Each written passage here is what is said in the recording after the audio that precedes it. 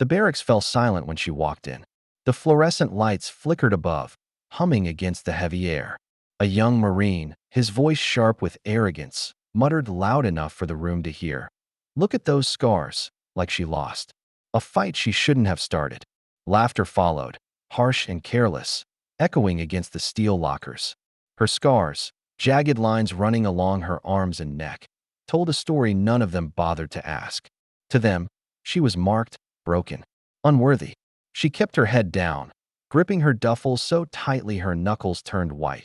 "Before I tell you what happened next, tell me in the comments where you're watching from. I love knowing who's listening." She swallowed hard, fighting the sting behind her eyes. Every step across the room was heavy, as if she carried a weight none of them could see. Memories of burning rubble, choking smoke, and a child's scream still haunted her. She hadn't earned these scars in weakness. She had earned them in fire. But to explain would mean reliving it, and she had already relived it 1,000 nights. In silence, that a sergeant barked an order, and the laughter died down, but whispers lingered. "Paper soldier, lucky to still be here." The words pierced deeper than any wound. She clenched her jaw, reminding herself, survival was not shame. Still, doubt gnawed at her. Maybe they were right. Maybe she was just a scarred shadow among warriors.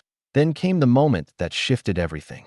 The general stepped into the hall, boots echoing against the concrete. Conversations dropped to murmurs, backs stiffened in instinctive respect. He was a man who had seen more battlefields than most would ever imagine, a man whose presence could silence a storm. His eyes scanned the room until they landed on her. And then, he froze, the hush deepened. Marines exchanged confused glances. The general's jaw tightened, his breath caught almost imperceptibly, as though he were staring not at a soldier, but at a ghost from a battlefield long past. Slowly, he approached. Each step was deliberate, the weight of memory pressing down. When he stopped before her, the room held its breath. "You," he said, voice low but steady. "You were there." She looked up, startled. The general's eyes glistened, and in them, the others saw something rare, reverence. He turned to the squad around her, his voice rising with the steel of authority. "Do you know what these scars mean? Do you know what this Marine did while half of you were still in school?" The room shifted. No one dared speak. She pulled 3 men from burning wreckage. The general continued, his tone sharp enough to cut through their shame. Under direct fire. While shrapnel tore into her body, she kept moving. When the medevac came, she refused to board until everyone else was safe. "I was there. I saw her carried out unconscious, still gripping the hand of the soldier she saved." Silence thickened until it broke with a single sound, the scrape of a chair as one Marine rose, spine straight, hand to his brow. A salute.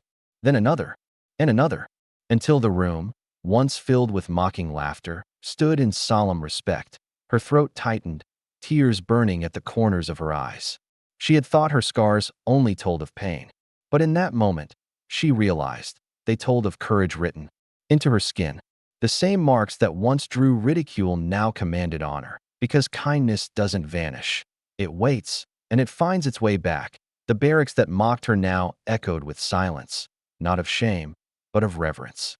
And as she stood taller, she knew the fire that tried to destroy her had instead carved the proof of who she truly was.